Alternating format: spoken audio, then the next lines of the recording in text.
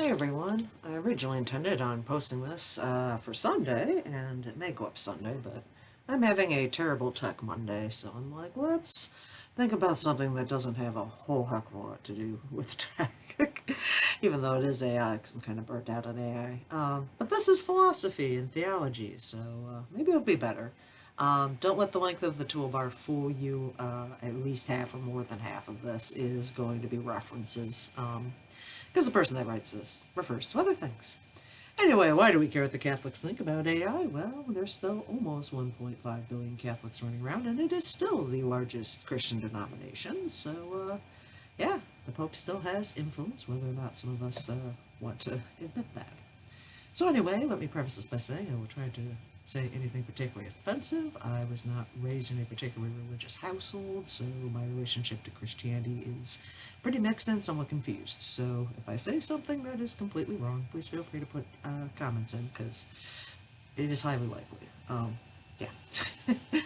Anyway, so from the Dice Castry, from the Doctrine of the Faith and Culture and Education, Aquita e Nova, a note on the relationship between AI and human intelligence. Alright, let's get right into this. And I'm not going to read these parenthetical references, just so you're clear. With wisdom, both ancient and new, we are called to reflect on the current challenges and opportunities posed by scientific and technological achievements, particularly by the recent development of artificial intelligence. The Christian tradition regards the gift of intelligence as an essential aspect of how humans are created in the image of God. Starting from an integral vision of the human person and the biblical calling to till and keep the earth, the Church emphasizes that this gift of intelligence should be expressed through the responsible use of reason and technical abilities in the stewardship of the created world.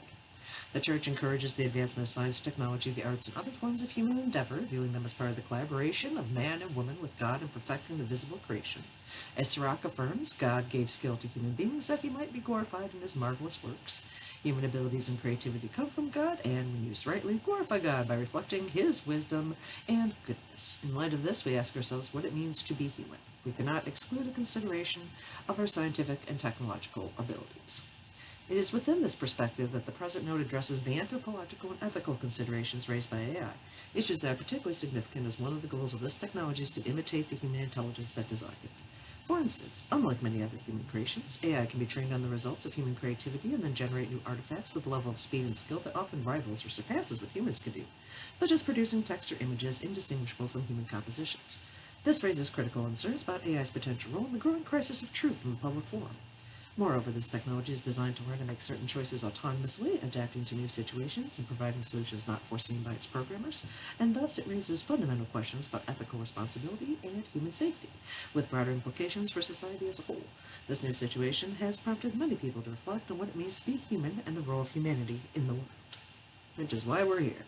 Taking all this into account, there is a broad consensus that AI marks a new and significant phase in humanity's engagement with technology, placing it at the heart of what Pope Francis has described as an epochal change.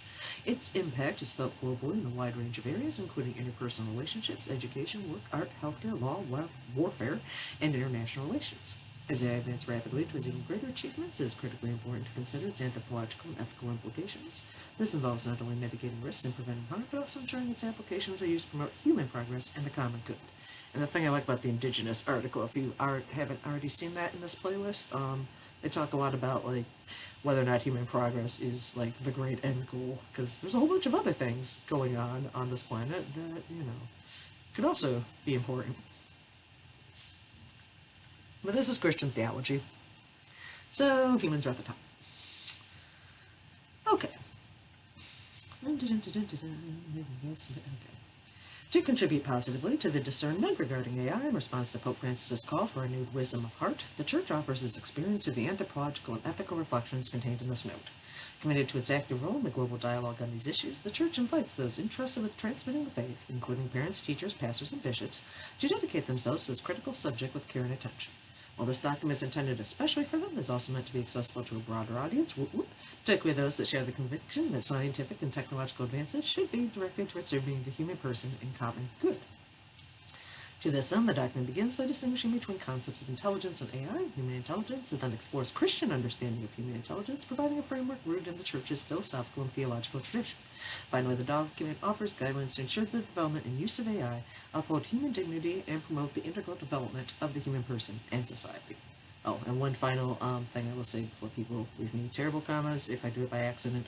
If I say mythology instead of theology, please do not get super offended. I was raised in an atheist household where all forms of religion were considered mythology. So it's nothing against you or anyone else on the planet if I mess up and say that. I'm not trying to be offensive. That's, again, my horrible atheistic father's brain. Technically, it's all mythology until you die and can prove it, right? Right! So, what is artificial intelligence? The concept of intelligence in AI has evolved over time, drawing on a range of ideas in various disciplines. While its origins extend back centuries, a significant milestone occurred in 1956 when the American computer scientist John McCarthy, not the same one that was prosecuting people, organized a summer workshop at Dartmouth to explore the problem of artificial intelligence, which he defined as that of making a machine behave in ways that would be called intelligent if a human were so behaving. This workshop launched a research program focused on designing machines capable of performing tasks typically associated with human intellect and intelligent behavior. Since then, AI research has advanced rapidly, leading to the development of complex systems capable of performing highly sophisticated tasks. These so-called narrow AI systems are typically designed to handle specific and limited functions, such as translating languages, predicting the trajectory of a storm, classifying images, answering questions, or generating visual content the users request. While the definition of intelligence in AI research varies, most contemporary AI systems, particularly those using machine learning, rely on statistical inference rather than logical deduction. By analyzing large data sets to identify patterns, AI can predict outcomes and produce new approaches, mimicking subcognitive processes typical of human problem solving. Such achievements have been made possible through advances in computing technology, including neural networks, unsupervised machine learning, and evolutionary algorithms, as well as hardware innovations such as specialized processors. Together, these technologies enable AI systems to respond to various forms of human input, adapt to new situations, and even suggest novel solutions not anticipated by their original programmers. Yeah, that's the thing I'm scared of.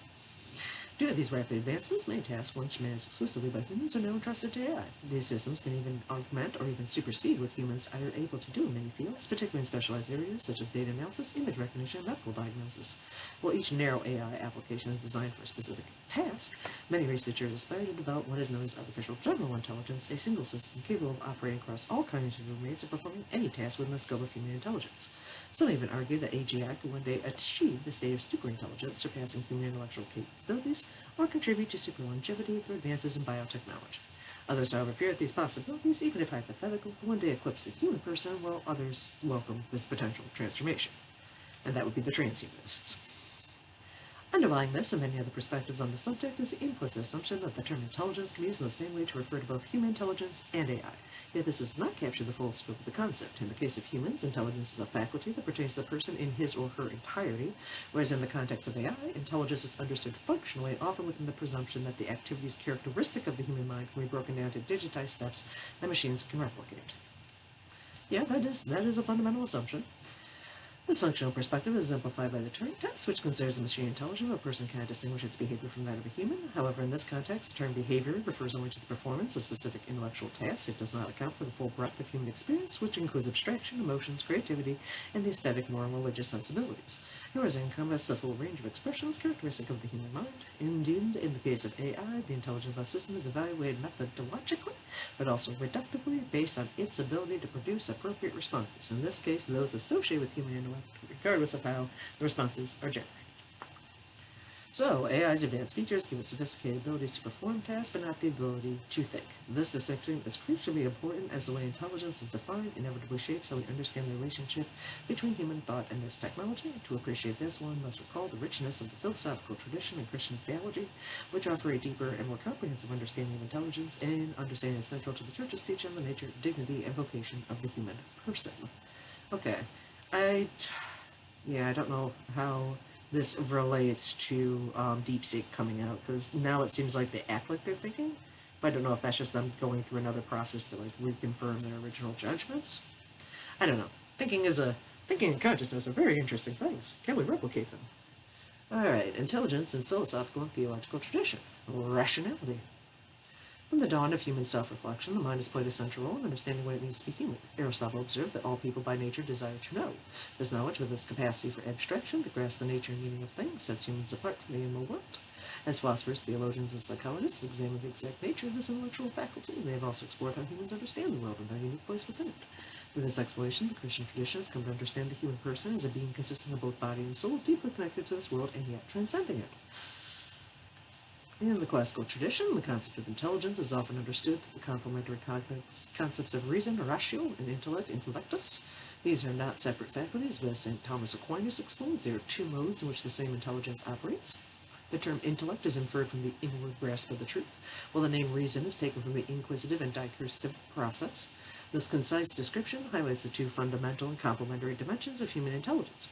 Intellectus refers to the intuitive grasp of the truth that is apprehended with the eyes of the mind, which precedes and grounds argumentation itself. Ratio pertains to the reasoning proper, the discursive analytical process that reads the judgment. Together, intellectual and reason form the two facets of the act of intelligra, the proper operation of the human being as such. Describing the human person as a rational being does not reduce the person to a specific mode of thought, rather it recognizes that the ability for intellectual understanding shapes and permeates all aspects of human activity. Whether we exercise well or poorly, this capacity is an intrinsic aspect of human nature. In its sense, the term rational encompasses all the capacities of the human person, including those related to knowing and understanding, as well as those of willing, loving, choosing, and desiring. It also includes all corporeal functions closely related to these abilities. This comprehensive perspective underscores how, in the human person, created in the image of God, reason is integrated in a way that elevates, shapes, and transforms both the person's will and actions. Okay. I like that. I like that so far, Catholic Church. Embodiment. Christian thought considers the intellectual faculties of the human person within the framework of an integral anthropology that views the human being as essentially embodied. In the human person, spirit and matter are not two natures united, but rather union forms a single nature. In other words, the soul is not merely an immaterial part of the person contained within the body, nor is the body an outer shell housing an intangible core. Rather, the entire human person is simultaneously both material and spiritual. This understanding reflects the teaching of sacred scripture, which views the human person as a being who lives out relationships with God and others, and thus an authentically spiritual dimension within and through this embodied existence. The profound meaning of this condition is further illuminated by the mystery of the Incarnation, through which God himself took on our flesh and raised it up to sublime dignity. Okay, so this is helpful, because Catholicism, I don't want to say it's an interesting religion.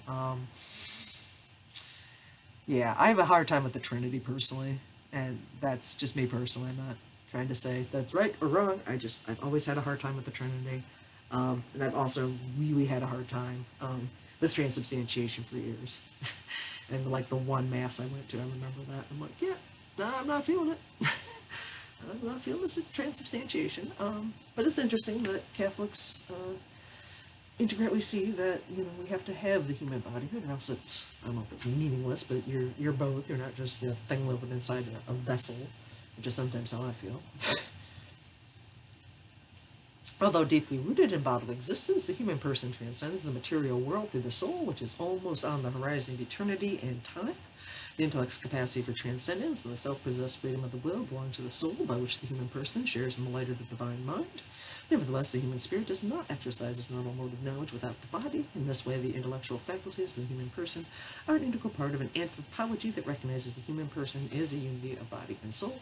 Further aspects of this understanding will be developed in what follows.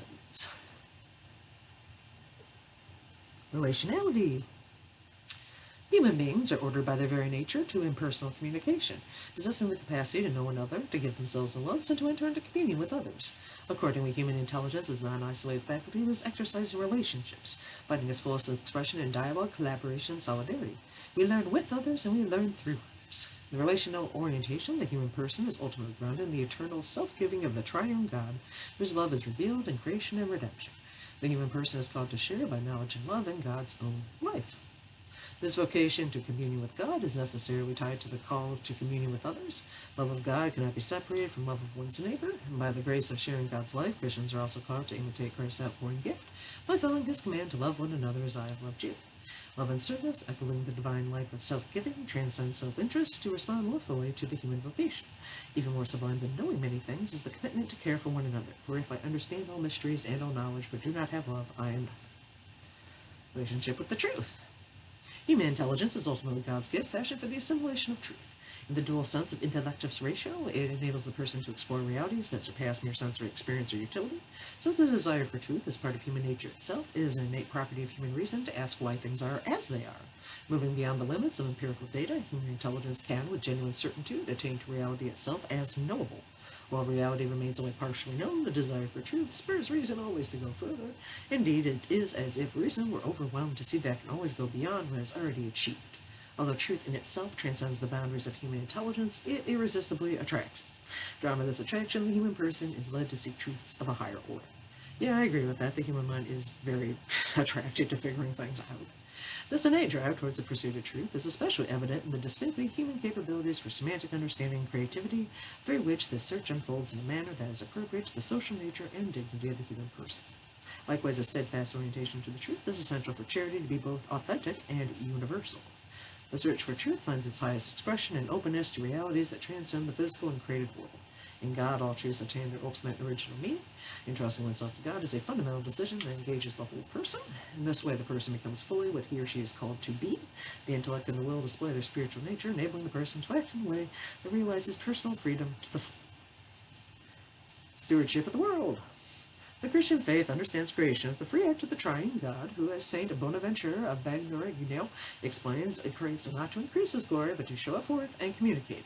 Since God creates according to his wisdom, creation is imbued with the intrinsic order that reflects God's plan, within which God has called human beings to assume a unique world to cultivate and care for the world. Shaped by the divine craftsman, humans live out their identity as beings made in imago Dei. By keeping and tilling creation, using their intelligence and skills, carefully develop creation in accordance with God's plan.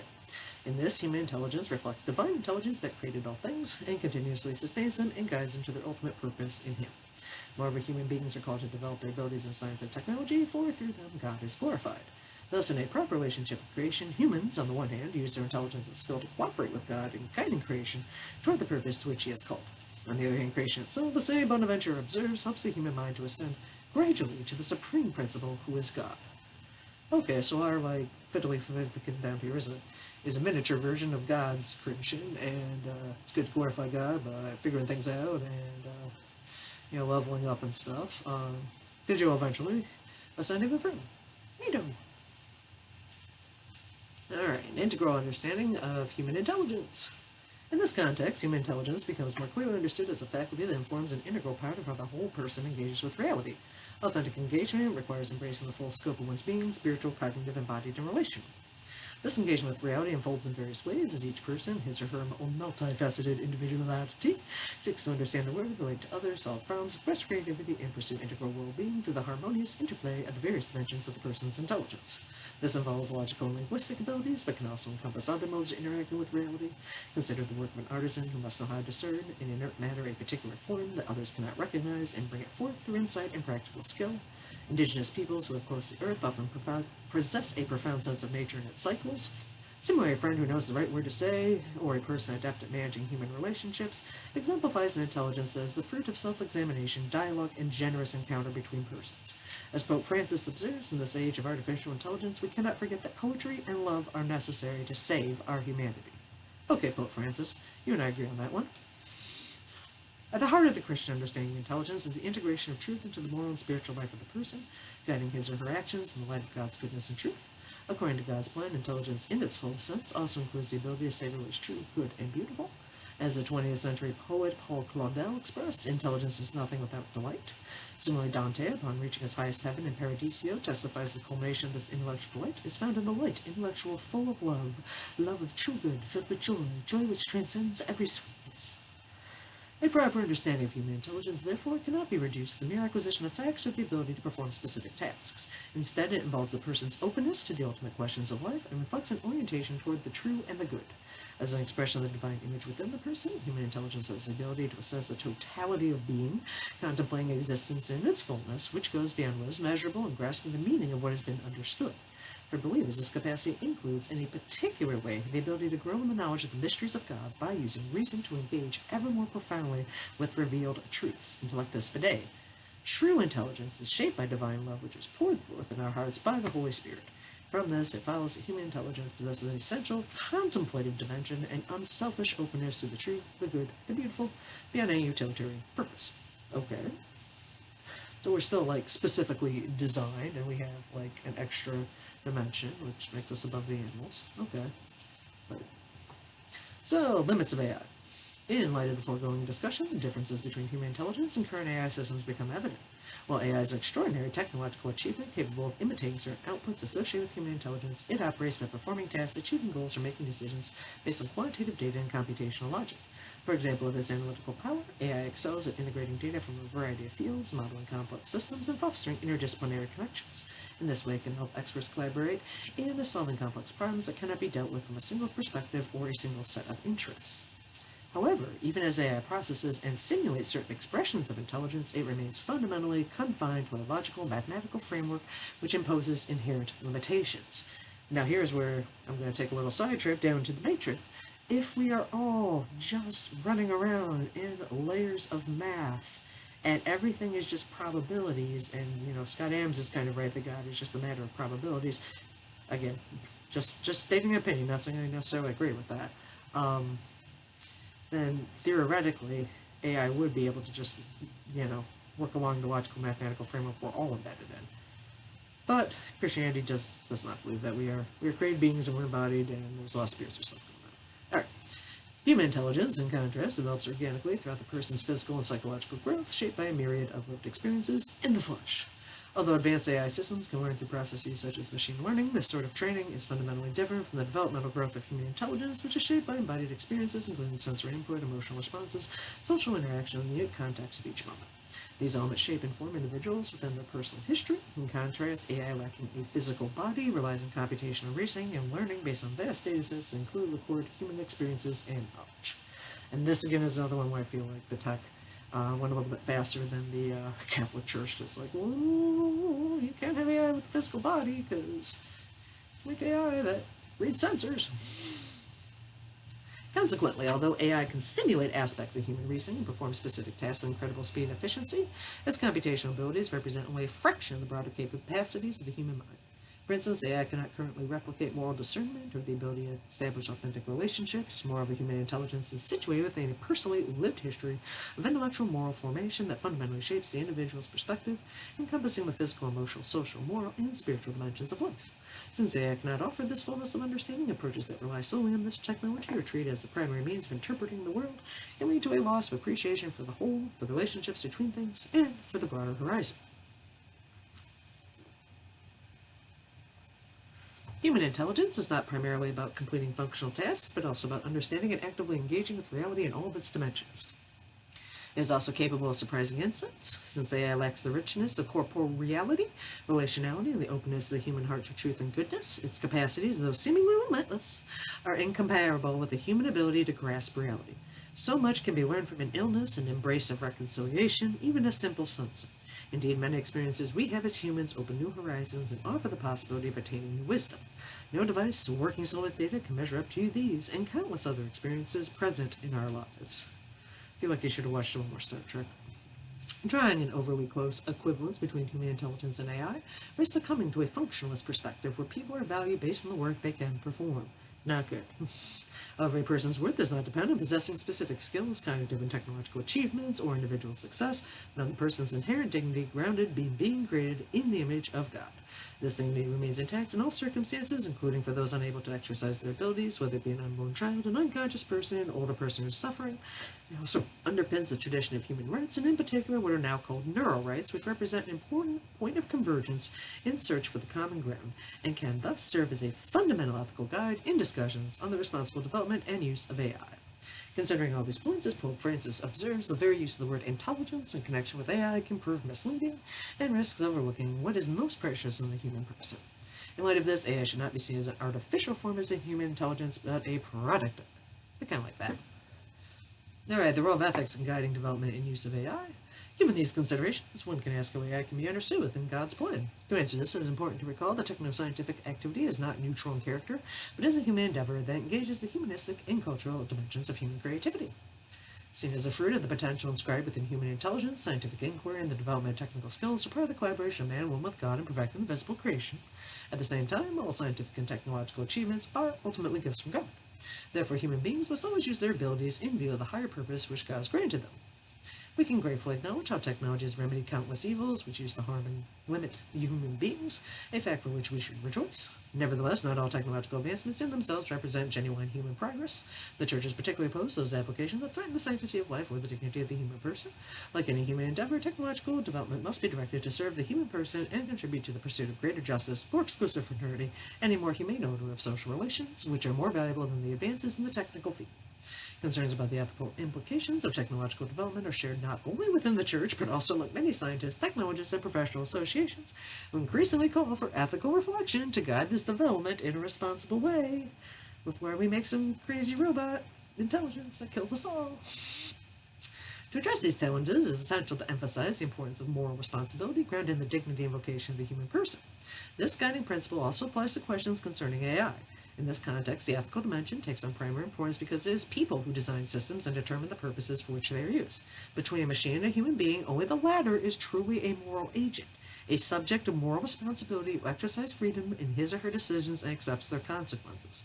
It is not the machine, but the human who is in relationship with truth and goodness, guided by a moral conscience, that calls the person to love and do what is good and avoid evil, bearing witness to the authority of truth in reference to the supreme good to which the human person is drawn.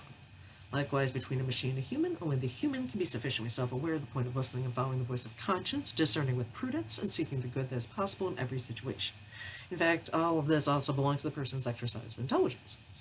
So, like any product of human creativity, AI can be directed towards positive or negative ends. When used in ways that respect human dignity and promote the well-being of individuals and communities, it can contribute positively to the human vocation. Yet, as in all areas where humans are called to make decisions, the shadow of evil also looms here. Where human freedom allows for the possibility of choosing what is wrong, the moral evaluation of this technology will need to take into account how it is directed and used. At the same time, it is not only the ends that are ethically significant, but also the means employed to achieve them. Additionally, the overall vision and understanding the human person embedded within these systems are important to consider as well.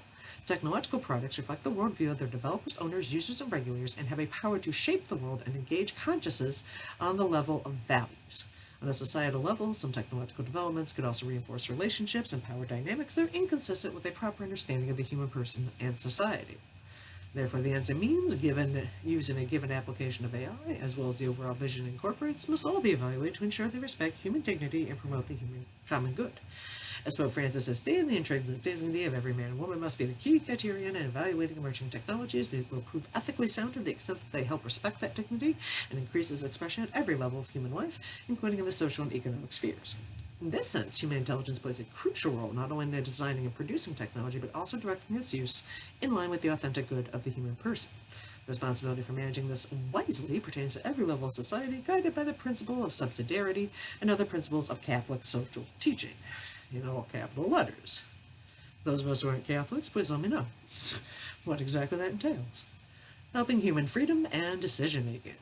The commitment to ensuring that AI always supports and promotes the supreme value of the dignity of every human being and the fullness of the human vocation serves as a criterion for discernment for developers, owners, operators, and regulators of AI, as well as its users. It remains valid for every application of the technology at every level of its use. An evaluation of the implication of this guiding principle can begin by considering the importance of moral responsibility. Since full moral causality belongs only to personal agents and not artificial ones, it is crucial to be able to identify and define who bears responsibility for the processes involved in AI, particularly those capable of learning, correction, and reprogramming. Yes, we call this the duty holder in the assessor training that I just managed to get my credential for. Can't really get into much more than that, but yeah, you spend a lot of time being like, okay, who's the duty holder? Not necessarily the stakeholder, those are all the people interested, but the duty holder, who's responsible? Push comes to shove. With bottom-up approaches and very deep neural networks enable AI to solve complex problems that make it difficult to understand the processes that lead to the solutions they adopted, black box syndrome. This complicates accountability, since if an AI application produces undesired outcomes, determining who is responsible becomes difficult. Same issue with self-driving cars, by the way. To address this problem, attention needs to be given to the nature of accountability processes in complex, highly automated settings where results may only become evident in the medium to long term.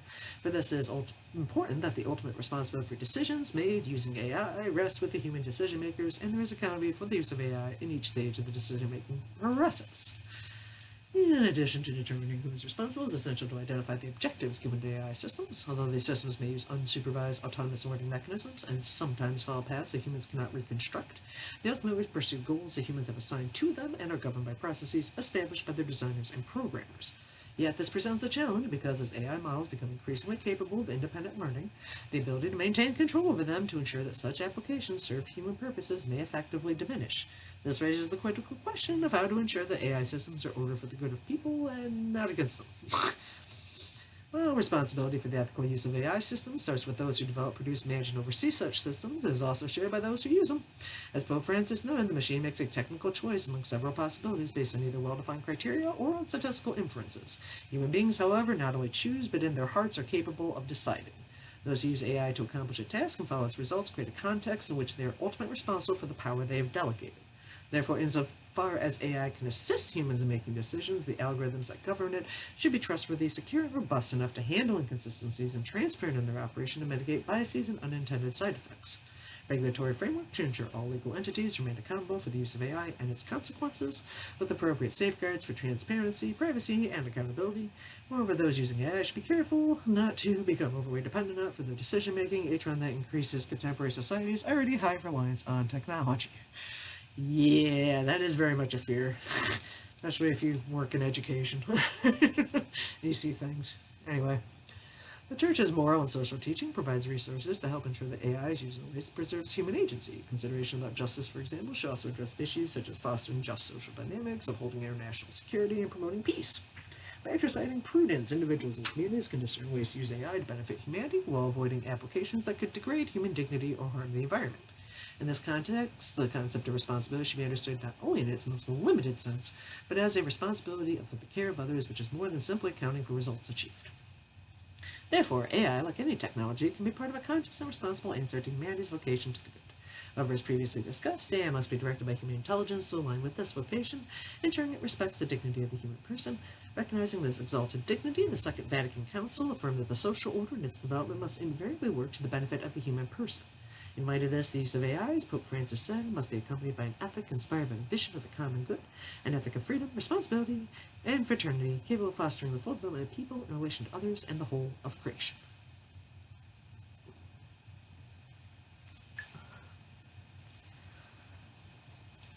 Specific questions. So, within this general perspective, some observations followed below to illustrate the preceding arguments can provide an ethical orientation in practical situations, in line with the wisdom of heart that Pope Francis has proposed. While not exhaustive, the discussion is offered in service of the dialogue considers how AI can be used to uphold the dignity of the human person and promote the common good. So, AI in society. As Pope Francis observed, the inherent dignity of each human being and the fraternity that binds us together as members of one human family must undergird the development of new technologies and serve as an indisputable criteria for evaluating them before they are employed. Viewed through this lens, AI could introduce important innovations in agriculture, education, and culture, and improve some level of life for entire nations and peoples, and growth of human fraternity and social friendship, and thus be used to promote integral human development. It could also help organizations identify those in need and counter discrimination and marginalization. These and other similar applications of this technology could contribute to the human development and the common good. However, while AI holds many possibilities for promoting the good, it can also hinder or even counter human development and the common good. Pope Francis has noted evidence to date suggests digital technologies have increased inequality in our world, not just differences in material wealth, which are also significant, but also differences in access to political and social influence. In this sense, AI can be used to perpetuate marginalization and discrimination, create new forms of poverty, widen the digital divide, and worsen existing social inequalities. Moreover, the concentration of power over mainstream AI in the hands of a few powerful companies raises significant ethical concerns. Exacerbating this problem is the inherent nature of AI systems, where no single individual can exercise complete oversight over the vast and complex data sets used for computation. This lack of well-defined accountability creates the risk that AI could be manipulated for personal or corporate gain, or to direct public opinion for the benefit of a specific industry. Such entities, motivated by their own interests, possess the capacity to exercise forms of control as subtle as they are invasive, creating mechanisms for the manipulation of consciences and of the democratic process. Small d. Furthermore, there is the risk of AI being used to promote what Pope Francis has called the technocratic paradigm, which perceives all the world's problems as solvable through technological means alone. In this paradigm, human dignity and fraternity are often set aside in the name of efficiency, as if reality, goodness, and truth automatically flow from technological and economic power as such. Yet human dignity and the common good must never be violated for the sake of efficiency, for technological developments that do not lead to an improvement in the quality of life of all humanity, but on the contrary, aggravating inequalities and conflicts, can never count as true progress. Instead, AI should be put at the service of another type of progress, one which is healthier, more human, more social, more integral. Achieving this objective requires a deeper reflection on the relationship between autonomy and responsibility. Greater autonomy heightens each person's responsibility across various aspects of communal life. For Christians, the foundation of this responsibility lies in the recognition that all human capacities, including the person's autonomy, come from God and are meant to be used in the service of others. Therefore, rather than merely pursuing economic or technological objectives, AI should serve the common good of the entire human family, which is the sum total of social conditions that allow people, either as groups or individuals, to reach their fulfillment more fully and easily. Okay, AI and human relationships. The Second Vatican Council observed by his innermost nature, man is a social being, and if he does not enter into relations with others, he can neither live nor develop his gifts. This conviction underscores that living in society is intrinsic to the nature and vocation of the human person. As social beings, we seek relationships that involve mutual exchange in the pursuit of truth, in the course of which people share with each other the truth they have discovered or think they have discovered in such a way that they help one another in the search for truth. Such a quest, along with other aspects of human communication, presupposes encounters and a mutual exchange between individuals shaped by their unique histories, thoughts, convictions, and relationships. Nor can we forget that the human intelligence is diverse, multifaceted, and complex reality. Individual, social, rational, affective, conceptual, and symbolic. Pope Francis underscores this dynamic, noting that together we can seek the truth in dialogue, in relaxed conversation, or in passionate debate. To do so calls for perseverance, it entails moments of silence and suffering, yet it can patiently embrace the broader experience of individuals and peoples. The process of building fraternity, be it local or universal, can only be undertaken by spirits that are free and open to authentic encounters. It is in this context that one can consider the challenges AI poses to human relationships. Like other technological tools, AI has the power to foster connections within the human family. However, it can also hinder a true encounter with reality and ultimately lead people to a deep and melancholic dissatisfaction with interpersonal relations or a harmful sense of isolation. Authentic human relations require the richness of being with others in their pain, their pleas, and their joy. Since human intelligence is expressed and enriched also in interpersonal and embodied ways, authentic and spontaneous encounters with others are indispensable for engaging with reality in its fullness. Because true wisdom demands an encounter with reality, the rise of AI introduces another challenge. Since AI can effectively imitate the products of human intelligence, the ability to know when one is interacting with a human or a machine can no longer be taken for granted. Generative AI can produce text, speech, images, and other advanced outputs, usually associated with human beings. Yet it must be understood for what it is, a tool, not a person. This distinction is often obscured by the language used by practitioners, which tends to anthropomorphize AI and thus blurs the line between human and machine. Anthropomorphizing AI also poses specific challenges to the development of children, potentially encouraging them to develop patterns of interaction that treat human relationships in a transactional manner, as one would relate to a chatbot. Oh yeah, we're already experiencing this in higher ed. I mean, I don't know if any other libraries have this issue, but yeah, we have to like constantly emphasize that if you talk to us on the library chat, that is an actual human being you're talking to, and please be somewhat nice to them.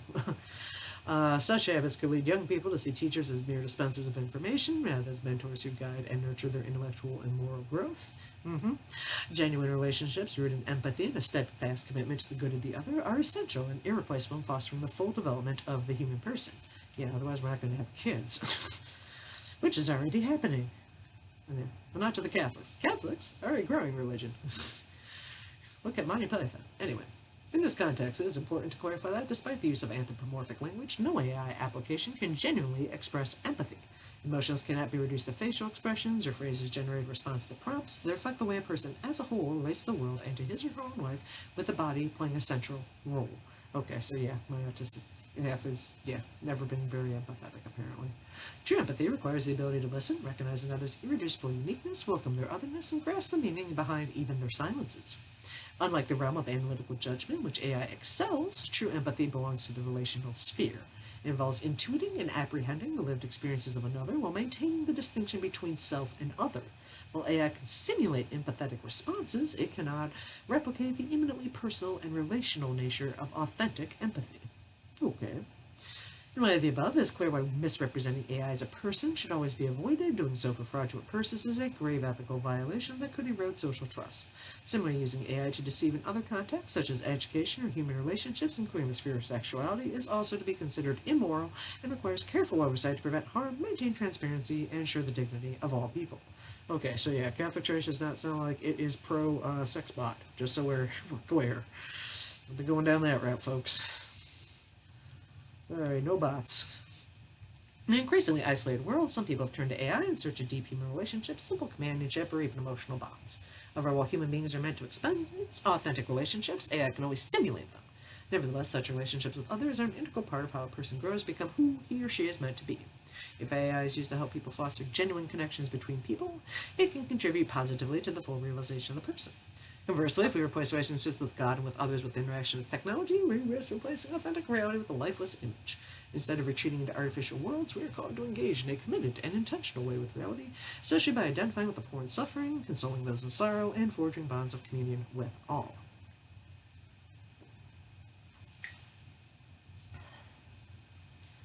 Due to its AI, the economy, and labor. Due to its interdisciplinary nature, AI is being increasingly integrated in economic and financial systems. Significant investments are currently being made not only in technology but also in energy, finance, and media, particularly in the area of marketing and sales, logistics, technological innovation, compliance, and risk management. At the same time, AI's application in these areas have also highlighted its ambivalent nature as a source of tremendous opportunities but also profound risks.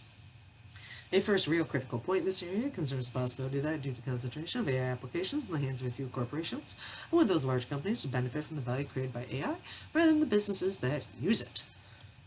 Other broader aspects of AI's impact on the economic financial sphere must also be carefully examined, particularly concerning the interaction between concrete reality and the digital world. One important consideration in this regard involves the coexistence of diverse and alternative forms of economic and financial institutions within a given context.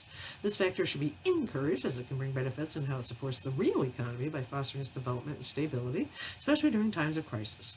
Nonetheless, it should be stressed that digital reality is not restricted by any spatial bonds, tend to be more homogeneous and more personal than communities rooted in a particular place and specific history with a common journey, characterized by shared values and hopes, but also by inevitable disagreements and divergences.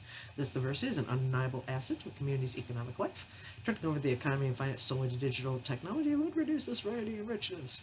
As a result, many solutions to economic problems that can be reached through natural dialogue between the involved parties may no longer be attainable in a world dominated by procedures and only the impurists of nearness. Another area where AI is already having a profound impact is the world of work. As with many other fields, AI is driving fundamental transformations across many professions with a range of effects. On the one hand, it has potential to enhance expertise and productivity, create new jobs, enable workers to focus on more innovative tasks, and open new horizons for creativity and innovation.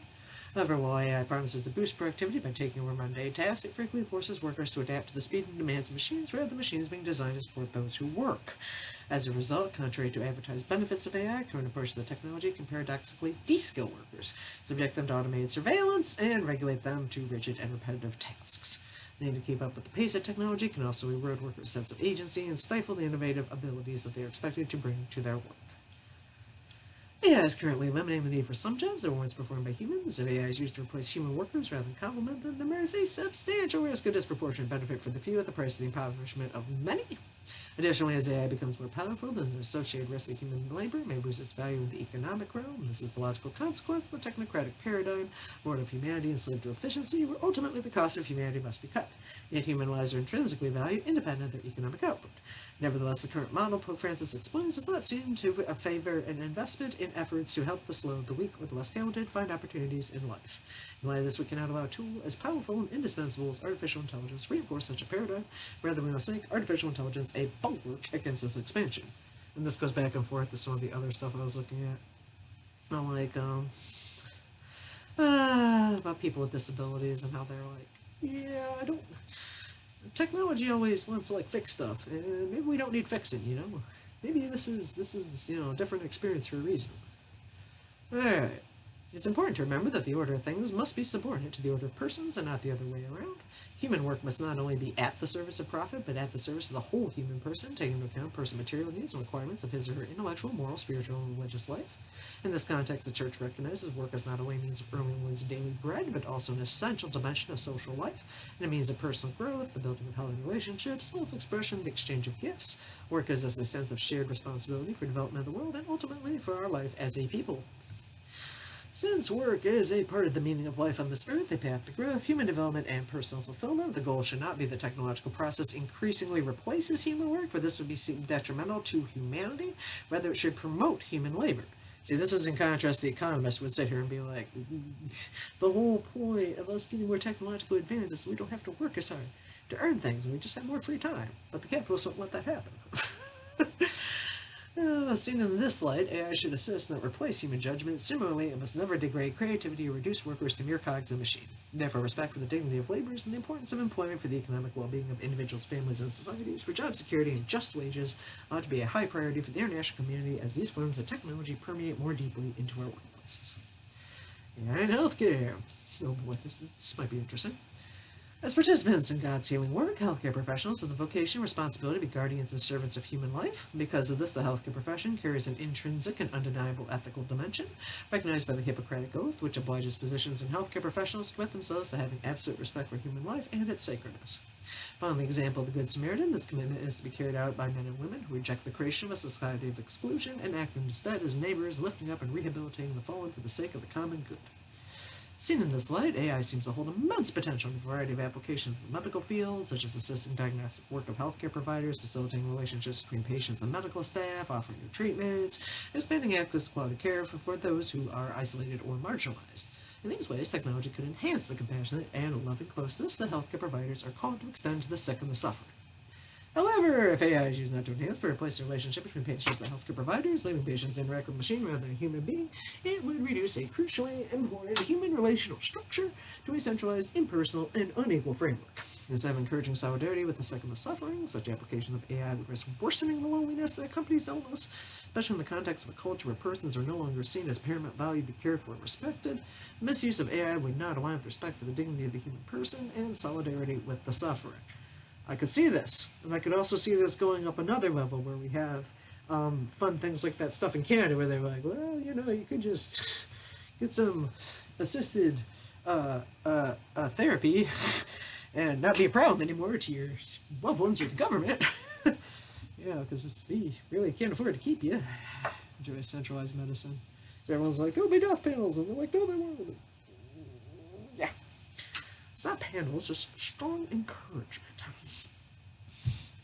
Responsibility for the well-being of patients and decisions that touch upon their lives are at the heart of the healthcare profession. This accountability requires medical professionals to exercise all their skill and intelligence in making well-reasoned, ethically grounded choices regarding those entrusted to their care, always respecting the inviolable dignity of the patients and the need for informed consent. As a result, decisions regarding patient treatment, the weight and responsibility they entail, must always remain with the human person and should never be delegated to AI.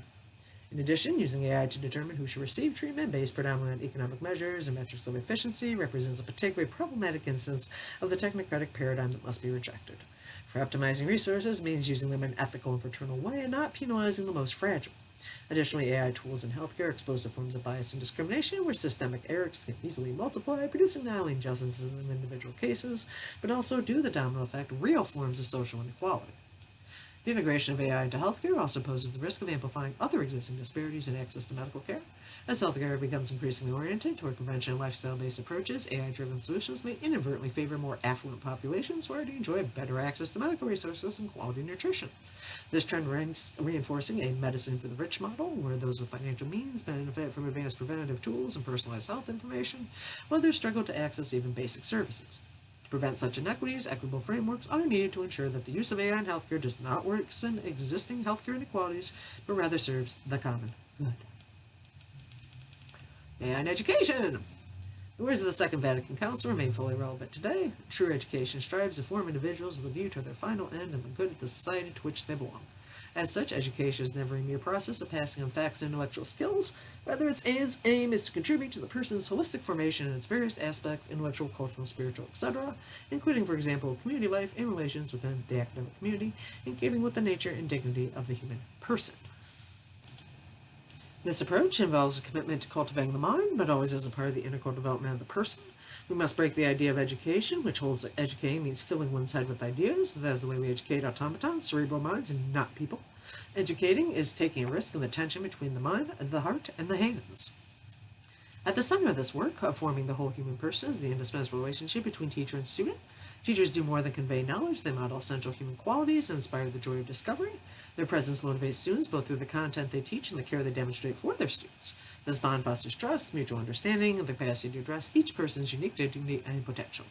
On the part of the student, this can generate a genuine desire to grow. The physical presence of a teacher creates a relational dynamic that AI cannot replicate, one that deepens engagement and nurtures the student's integral development.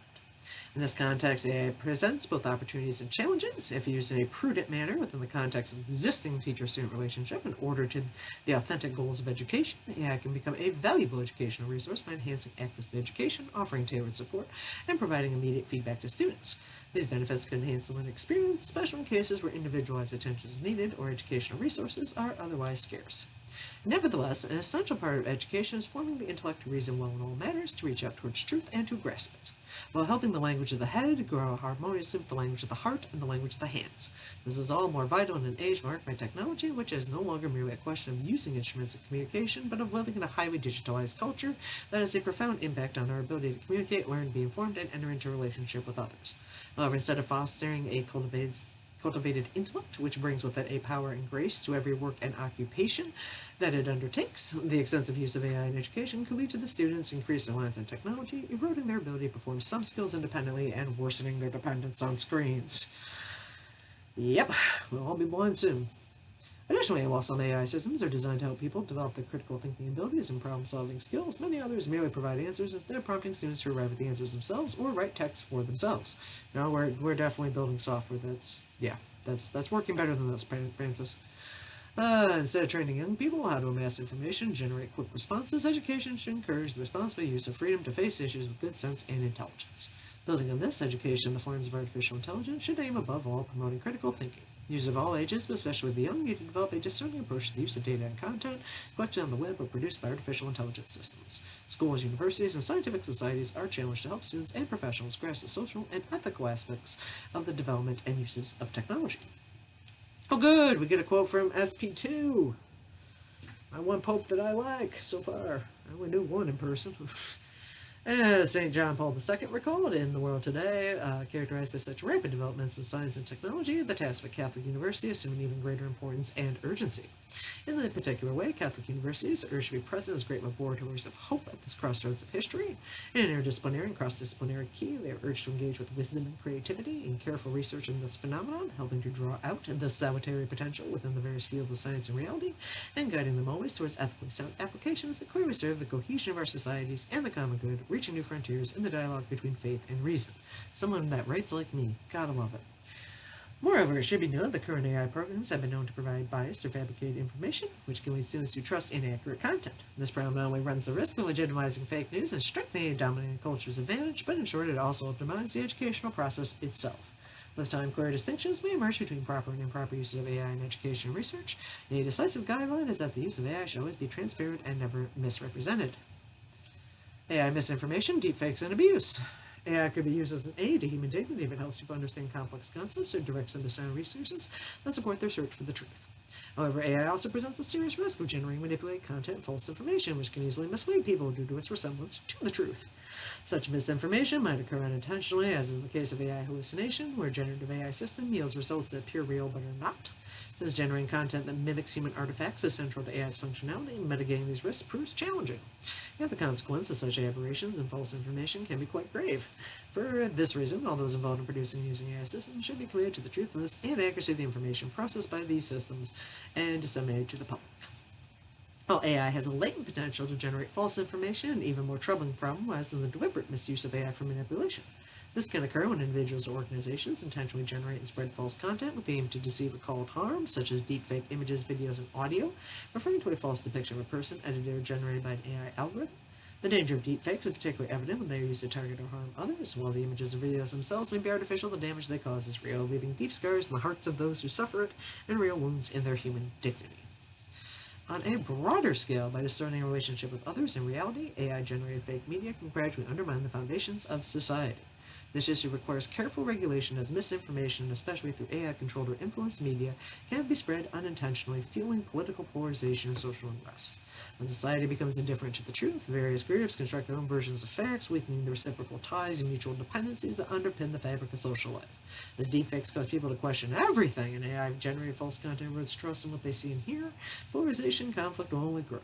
Such widespread deception is no trivial matter. It strikes the core of humanity, dismantling the foundational trust on which societies are built. Alright, so they're at least concerned about that. Countering AI-driven falsehoods is not only the work of industry experts, it requires the effect of all people of goodwill. If technologies that serve human dignity and not harm it, if it is promote peace rather than violence, then the human community must be proactive in addressing these trends with respect to human dignity and the promotion of the good. Those who produce and share AI-generated content should always exercise diligence in verifying the truth of what they disseminate, and in all cases should avoid the sharing of words and images that are degrading of human beings, that promote hatred and intolerance, then base the goodness and intimacy of human sexuality, or that exploit the weak and vulnerable. This calls the ongoing prudence and careful discernment of all users regarding their activity online. AI piracy and surveillance. Humans are inherently relational, and the data each person generates in the digital world can be seen as an objectified expression of this relational nature. Data conveys not only information, but also personal relational knowledge, which, in an increasingly digitized context, can amount to power over the individual. Moreover, while some types of data may pertain to public aspects of a person's life, others may touch upon the individual's interiority, perhaps even their conscience. Seen in this way, privacy plays an essential role in protecting the boundaries of a person's inner life, preserving their freedom to relate to others, express themselves, and make decisions without undue control. This protection is also tied to the defense of religious freedom, as surveillance can also be misused to exert control over the lives of believers and how they express their faith. It is appropriate, therefore, to address the issue of privacy from a concern for the legitimate freedom and inalienable dignity of the human person in all circumstances. The Second Vatican Council included the right to safeguard privacy among the fundamental rights necessary for living a genuinely human life, a right that should be extended to all people on account of their sublime dignity. Furthermore, the Church has also affirmed the right to the legitimate respect for a private life in the context of affirming a person's right to a good reputation, defense of their physical and mental integrity, and freedom from harm or undue intrusion, essential components of the due respect of intrinsic dignity of the human person. Sounds like some good basic rights. Advances in AI-powered data processing and analysis now make it possible to infer patterns in a person's behavior and thinking from even a small amount of information, making the role of data privacy even more imperative as a safeguard for the dignity and relational nature of the human purpose. As Pope Francis observed, while enclosed and intolerant attitudes towards others around the rise, distances are otherwise shrinking or disappearing to the point that the right to privacy scarcely exists. Everything now has become a kind of spectacle to be examined and inspected, and people's lives are now under constant surveillance. While there can be legitimate and proper ways to use AI, keeping with human dignity and the common good, using it for surveillance aimed at exploiting or restricting others' freedom or benefiting a few at the expense of the many is unjustifiable. The risk of surveillance overreach must be monitored by appropriate regulators to ensure the transparency and public accountability. Those responsible for surveillance should never exceed their authority, which must always favor the dignity and freedom of every person as the essential basis of a just and humane society. Furthermore, the fundamental respect for human dignity demands that we refuse to allow the uniqueness of the person to be identified with a set of data. This especially applies when AI is used to evaluate individuals or groups based on their behavior, characteristics, or history, a practice known as social scoring. In social and economic decision-making, we should be cautious about delegating judgments to algorithms that process data, often corrected surreptitiously, on an individual's makeup and prior behavior. Such data can be contaminated by societal prejudices and preconceptions. A person's past behavior should not be used to deny him or her the opportunity to change, grow, and contribute to society. We cannot allow algorithms to limit or condition respect for human dignity or to exclude compassion, mercy, forgiveness, and above all, the hope that people are able to change. Right on to Pope Francis. AI and the protection of our common home. AI has many promising applications for improving our relationship with our common home, such as creating models to forecast extreme climate events, proposing engineering solutions to reduce their impact, managing relief operations, and predicting population shifts. Additionally, AI can support sustainable agriculture, optimize energy usage, and provide early warning systems for public health emergencies. These advancements have the potential to strengthen resilience against climate-related challenges and promote more sustainable development. At the same time, current AI models and the hardware required to support them consume vast amounts of energy and water, significantly contributing to CO2 emissions and straining resources. This reality is often obscured by the way this technology is presented in the popular imagination, where words such as the cloud can give the impression that data is stored and processed in an intangible realm, detached from the physical world. However, the cloud is not an ethereal domain separate from the physical world. As with all computing technologies, it relies on physical machines, cables, and energy. Yeah, the cloud is just someone else's computer. Just keep that in mind. The same is true of the technology behind AI. As these systems grow in complexity, especially the large language models, they require ever larger data sets, increased computational power, and greater storage infrastructure. Considering the heavy toll these technologies take on the environment, it is vital to develop sustainable solutions that reduce their impact on our common home. Even then, as Pope Francis teaches, it is essential that we look for solutions not only in technology, but in a change of humanity. A complete and authentic understanding of creation recognizes that the value of all created things cannot be reduced to their mere utility. Therefore, a fully human approach to the stewardship of the earth rejects the distorted anthropocentrism of the technocratic paradigm, which seeks to extract everything possible from the world, and rejects the myth of progress, which assumes that ecological problems will solve themselves simply with the application of new technology and without the need for ethical considerations or deep change. Such a mindset must give way to a more holistic approach that respects the order of creation and promotes the integral good of the human person while safeguarding our common home, aka the planet. AI and warfare. The Second Vatican Council and the consistent teaching of the Pope since then have insisted that peace is not merely the absence of war and is not limited to maintaining a balance of powers between adversaries. Instead, in the words of St. Augustine, peace is the tranquility of order. Indeed, peace cannot be attained without safeguarding the goods of persons, free communication, respect for the dignity of persons and peoples, and the assiduous practice of fraternity. Peace is the work of justice and the effect of charity and cannot be achieved through force alone. Instead, it must be principally built through patient diplomacy, that active promotion of justice, solidarity, integral human development, and respect for dignity of all people. In this way, the tools used to maintain peace should never be allowed to justify injustice, violence, or oppression. Instead, they should always be governed with a firm determination to respect other people and nations, along with their dignity, as well as the deliberate practice of fraternity. While AI's analytical abilities could help nations seek peace and ensure security, the weaponization of artificial intelligence can also be highly problematic. Pope Francis has observed that the ability to conduct military operations through remote control systems has led to a lessened perception of the devastation caused by those weapon systems and the burden and responsibility for their use, resulting in an even more cold and detached approach to the immense tragedy of war. Moreover, the ease with which autonomous weapons make war more viable militates against the principle of war as a last resort in legitimate self-defense, potentially increasing the instruments of war well beyond the scope of human oversight and precipitating a destabilizing arms race with catastrophic consequences for the human rights. It's the 80s part 2. In particular, we thought autonomous weapon systems, which are capable of identifying and striking targets without direct human intervention, are a cause for grave ethical concern because they lack the unique human capacity for moral judgment and ethical decision-making. For this reason, Pope Francis has urgently called for reconsideration of the development of these weapons and a prohibition on their use, starting with an effective and concrete commitment to introduce ever greater and proper human control. No machine should ever take the life of a human being. Yeah, this is kind of like nuclear treaties, which with our luck, the United States would just be like, oh, that's nice, and not participate. Since it is a small step from machines that can kill autonomously with precision to those capable of large-scale destruction, some AI researchers have expressed concerns that such technology poses an existential risk by having the potential to act in ways that could threaten the survival of entire regions or even humanity itself. Yes, I would argue AI is a greater existential risk than climate change. This danger demands serious attention, reflecting the long-standing concern about technologies that grant war and uncontrollable destructive power over great numbers of innocent civilians without even sparing children. In this context, the call from Gaudium Ispis to undertake an evaluation of war with an entirely new attitude is more urgent than ever. At the same time, while the theoretical risks of AI deserve attention, the more immediate and pregnant concern lies in how individuals with malicious intentions might misuse this technology. Like any tool, AI is an extension of human power, and while its future capabilities are unpredictable, humanity's past actions provide clear warnings. The atrocities committed throughout history are enough to raise deep concerns about the potential abuses of AI. St. John Paul II observed that humanity now has instruments of unprecedented power. We can turn this world into a garden or reduce it to a pile of rubble. Given this fact, the Church reminds us, in the words of Pope Francis, that we are free to apply our intelligence towards things evolving positively or toward decadence and mutual destruction. To prevent humanity from spiraling into self-destruction, there must be a clear stand against all applications of technology that inherently threaten human life and dignity. This commitment requires careful discernment about the use of AI, particularly in military defense applications, to ensure that it always respects human dignity and serves the common good. The development and deployment of AI armament should be subject to the highest levels of ethical scrutiny, governed by a concern for human dignity and the sanctity of life. AI and our relationship with God. Technology offers remarkable tools to oversee and develop the world's resources. However, in some cases, humanity is increasingly ceding control of these resources to machines. Within some circles of scientists and futurists, there is optimism about the potential of artificial general intelligence, a hypothetical form of AI that would match or surpass human intelligence and bring about unimaginable advancements. Some even speculate that AGI could achieve superhuman capabilities. At the same time, as society drifts away from a connection with the transcendent, some are tempted to turn to AI in search of meaning or fulfillment, longings that can only be truly satisfied in communion with God.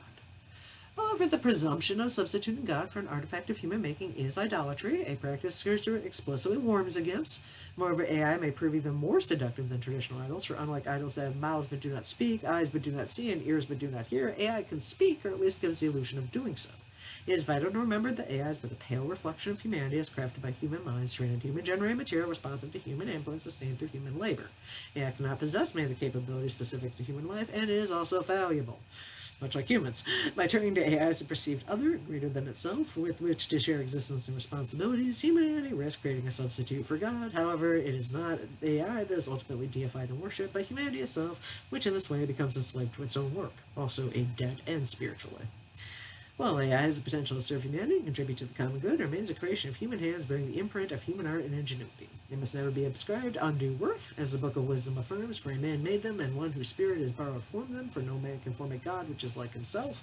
He is mortal, and what he makes with lawless hands is dead, for he is better than the objects he worships, as he has life, but they never have.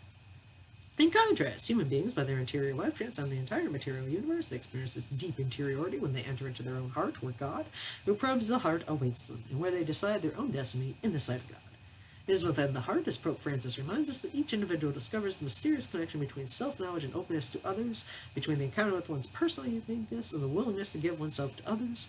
Therefore, it is the heart alone that is capable of setting our other powers and passions and our entire person in a stance of reverence and loving obedience before the Lord, who offers to treat each one of us as a thou, always and forever.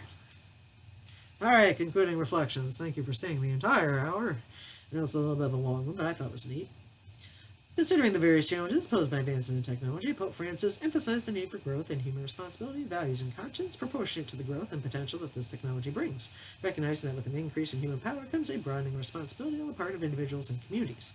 At the same time, the essential and fundamental question remains whether, in the context of this progress, man as man is becoming truly better, that is to say, more mature spiritually, more aware of his dignity of humanity, more responsible, more open to others, especially the neediest and weakest, ready to give aid and to aid all.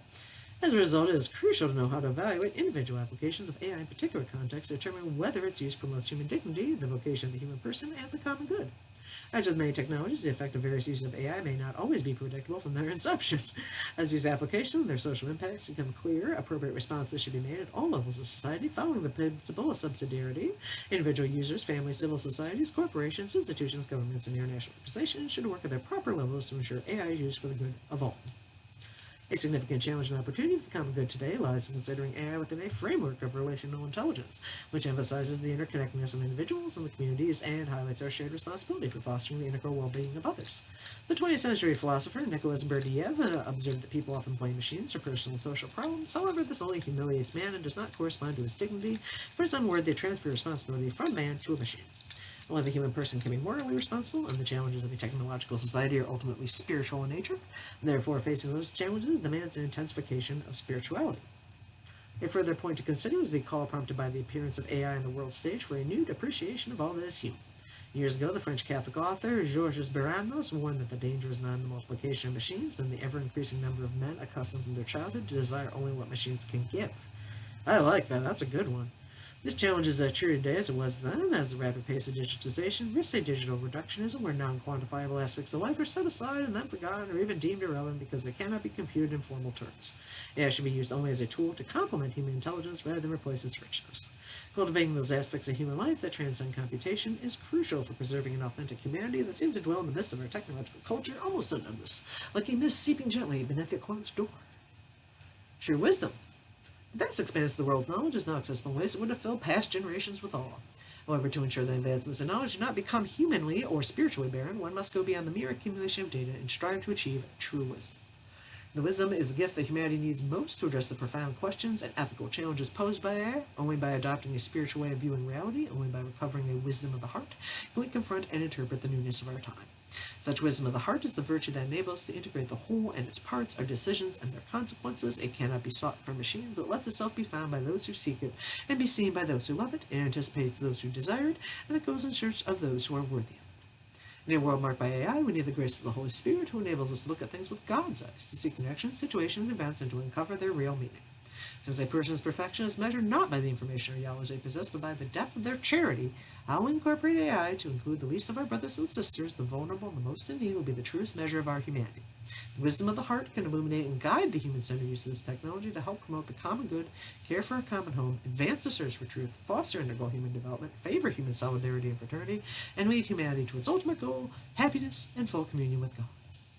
From this perspective of wisdom, believers will be able to act as moral agents capable of using this technology to promote an authentic version of the human person in society.